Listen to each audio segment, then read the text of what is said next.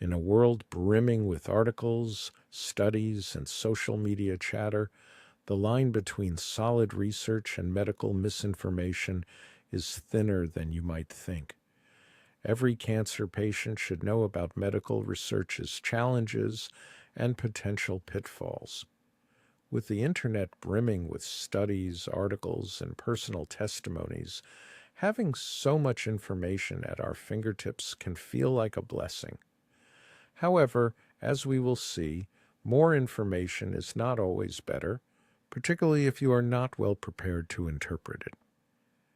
In a recent blog post published on December 30th, 2024, titled Prostate Cancer News Reviews and Views, The Danger of Doing Your Research or Using AI, patient advocate Alan Adel, who has a personal experience with prostate cancer, offers his personal perspective on why we should tread carefully. He specifically focuses on men with prostate cancer, but his insights can apply to nearly any area of health. According to Alan, who has also immersed himself in significant research, including a deep dive into virology for a novel he wrote, information overload can become counterproductive if not adequately evaluated. One compelling concept that Alan references is the Dunning-Kruger effect. If you haven't heard of it, a cognitive bias causes individuals with limited knowledge in a given field to overestimate their competence. In other words, the less we know, the more confident we become. The classic example is the unfortunate pair of bank robbers who believed lemon juice would make them invisible to security cameras. Their confidence soared because they performed a faulty test with a Polaroid camera and mistakenly concluded they had found a foolproof disguise. While this story sounds absurd, it illustrates how easily initial bursts of confidence can arise from minimal knowledge. How does this apply to medical research? Imagine you have decided to study something like prostate cancer treatment. You start by reading a few introductory articles, perhaps stumbling upon a few new studies, and suddenly feel you get it. However, the deeper you dig, the more you encounter conflicting information, intricate terminology, various schools of thought, and an ever-expanding trove of statistics. This is when you realize how complex the subject is, and your confidence may plummet. Some call this period the valley of despair. You wonder whether you can trust your conclusions. This complexity underscores the need for professional guidance and expertise in navigating the vast landscape of medical research. During that moment of uncertainty, you are most at risk of being misled by misinformation.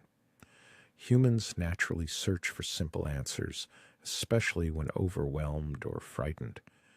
A tidy, definitive explanation can be so alluring that we might cling to it even if it lacks sound evidence. As Alan Adel points out, that is a scary scenario, especially if the issue at hand has profound consequences for our health.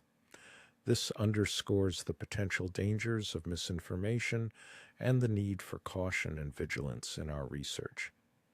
Adding another layer to this phenomenon is our tendency toward a confirmation bias. We look for and believe information that affirms our pre-existing views, even if more credible evidence might say otherwise. A 2022 study published in Science Advances found that those most opposed to well-established scientific ideas often have the least objective knowledge. They believe they know more than the experts when the opposite is true. This dynamic became personal for Alan while researching background material for his novel. Initially, he felt quite confident about virology and epidemiology. However, as he encountered more detailed scientific data, he realized the complexities far exceeded his initial understanding. He emphasizes that this revelation can happen to any of us, no matter how intelligent or dedicated we are, underscoring the importance of humility. This highlights the need for a balanced approach to research, one that acknowledges the limits of our understanding and the value of seeking professional guidance. Social media further complicates matters. Today, our knowledge is often drawn from our digital social circles, friends, family members, or influencers whose opinions we trust. This familiarity can create echo chambers, where we hear only the views that align with our own, while contradictory information never makes it through our filters. As a result, we might have a skewed or incomplete picture of what is happening.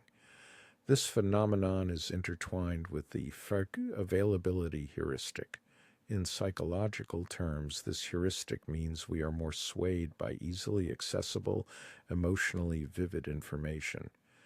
An anecdote about a dramatic recovery or a sensational news headline often influences us more than a carefully designed, statistically backed study. Consider how so many people fear shark attacks more than car crashes, despite the obvious discrepancy in actual risk. The intensity of the shark attack imagery takes center stage, overshadowing data to the contrary. In health contexts, that dramatic anecdote or frightening headline can loom larger in our minds than a legitimate clinical trial with robust evidence. When fear sets in, say a fear of prostate cancer or any other major illness, we are especially prone to clinging to simplistic or emotionally comforting answers, which can lead us down a path of conspiracy theories or false cures. Alan Adel notes that these conspiracy theories are particularly tempting when we face a serious, life-altering health crisis. In the realm of prostate cancer, for instance, one might stumble across claims of miracle cures or secret therapies. Desperation and a profound desire to regain control can draw us to these theories. However, it is important to remember that while it might feel reassuring to think that a certain cure is being suppressed or withheld, the sad reality is that such beliefs often lack scientific grounding. Relying on such misinformation can lead to dangerous decisions, especially in grave health crises.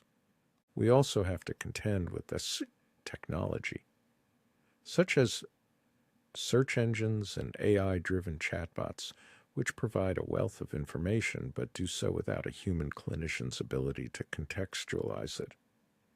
Alan shares a cautionary tale about asking a popular AI chatbot for advice on salvage radiation therapy, a post-surgical treatment option for recurrent prostate cancer. The chatbot provided a detailed yet incomplete picture, omitting crucial results from a recent highly regarded meta-analysis. Imagine a patient basing a significant medical decision on that incomplete information. Quite concerning, isn't it? None of this suggests that we should stop educating ourselves. On the contrary, self-education is valuable to becoming an informed patient. The key is recognizing that expertise matters. Physicians undergo years of rigorous study, residency, and ongoing education. Reliable research goes through a peer review process, is published in reputable scientific journals, and is continually critiqued and updated by experts in the field. Therefore, it is crucial to consult with healthcare professionals and consider their expertise in the decision-making process. Rather than viewing our research as a substitute for professional knowledge, Alan urges us to see it as a partnership with our doctors. By researching carefully and asking thoughtful questions, we can have more productive conversations with healthcare professionals, conversations that acknowledge their expertise while still voicing our insights and concerns. So, how do we effectively navigate this sea of information? Allen provides several strategies. 1. Be aware of biases.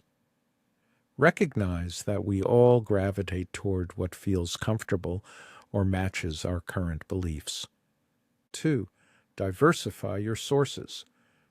Do not rely on the same websites or the same circle of online experts. If you can, read from multiple, reputable medical journals and organizations. 3. Check the credibility of studies. One measure is the impact factor of the journal in which a study is published, as it reflects how frequently its articles are cited. Another approach is to see how often a particular study is cited by other academics using tools like Google Scholar. Studies that are widely cited tend to be taken more seriously in the scientific community. 4. Share findings with your doctor. If you find a piece of research that piques your interest, send it to your doctor before your appointment to give them time to review it. That way, your discussion can be more in-depth and productive. 5. Stay open to being wrong. This might be the hardest step. A new study you find does not apply to your specific case, is outdated, or has more recent evidence contradicting it. Your doctor can help sift through the data and decide what truly matters for your situation. Beyond biases and misinformation, Allen also touches on the emotional aspect toward of seeking health information. Serious diagnoses like prostate cancer bring uncertainty and fear, and we naturally seek control in chaotic situations. It is vital, however, not to let that fear cloud judgment. Asking yourself whether you are reacting emotionally or basing conclusions on evidence can prevent rash decisions that stem from panic. It also helps to maintain a healthy skepticism when encountering grandiose claims or conspiracy theories, particularly those that promise quick, miraculous results without extensive documentation or peer review. By taking an investigative approach, who funded this study? How large was the participant group? Was there a control group? You will stand on more solid ground. Of course, technology remains a double-edged sword. Search engines and AI can surface relevant information in seconds. They are tremendous time savers when used to locate scholarly articles or official guidelines. However, these tools often lack the discernment to distinguish between cutting-edge data and stale, outdated findings. The best practice is to treat AI-generated or search engine-generated suggestions as a starting point, rather than the final word. Let us face it, medicine is complex, and even top experts continually revise their understanding based on new studies. Being an informed patient means not only reading widely, but also accepting that knowledge will evolve over time. In an era when doing your research is commonly encouraged, there is wisdom in stepping back and acknowledging the depth and breadth of expertise in the medical field. Finally, never underestimate the value of a thorough, open conversation with a healthcare provider you trust. Bring your notes and your questions, but also be ready to hear what they say, especially if it conflicts with your research. Their professional background, clinical experience, and access to current medical databases mean they can place new findings in the proper context. In essence, the most significant takeaway is that we should all remain active participants in our health journey, yet resist the urge to become our own de facto doctors. As Alan Adell's blog post deftly illustrates, the route to a better understanding of complex medical issues is neither blind trust nor absolute self-sufficiency. It's partnership. By acknowledging our limitations, being mindful of our biases, seeking reputable sources, and embracing the guidance of qualified experts, we stand a far better chance of making well-informed decisions for ourselves or our loved ones. I hope this reflection has helped clarify some of the dangers of do-it-yourself research, especially in the high-stakes realm of prostate cancer. With vigilance, humility, and collaboration, we can make medical information our ally rather than our downfall.